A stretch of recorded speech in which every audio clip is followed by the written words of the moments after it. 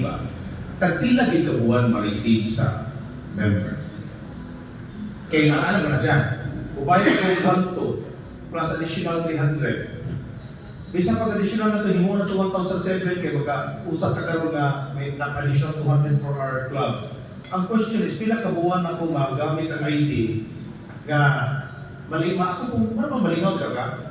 Kita ang ID, siya ko buwan, 11 months ko nigi ano ba magamit di ba, no? Kaysa, for example, as I heard, na iban June, July.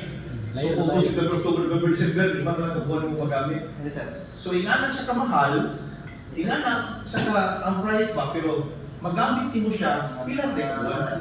Nag-expect ka na kuha mo at least 10 months magamit mo.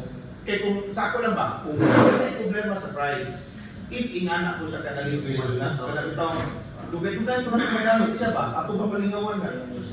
Napankos yun siya, nalipis-nipis, nabawagit siya. Pero di siya kabawag kay wala naman kabuan.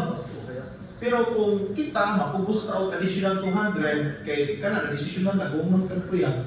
So ako na ikasuggest sa ato ang mga fellow kuyas na ako magbibihan ko ng club ng kuyas, so kung maka-add na tao 200, wala man siguro mag-ingon na yan na yun. I think naman siguro sila enough time na buburo sa 200 credits, naman siguro. So at least dili siya ingon nga, karon na rin ang lawa, karon na rin tinta ng GMM, bayad tas 200. So ang question is, okay ba tatanan sa additional na 200? Wala mo tinugbuhan ko yung sa ID. Mauna may additional sa national. Nakakatapan na sa passport.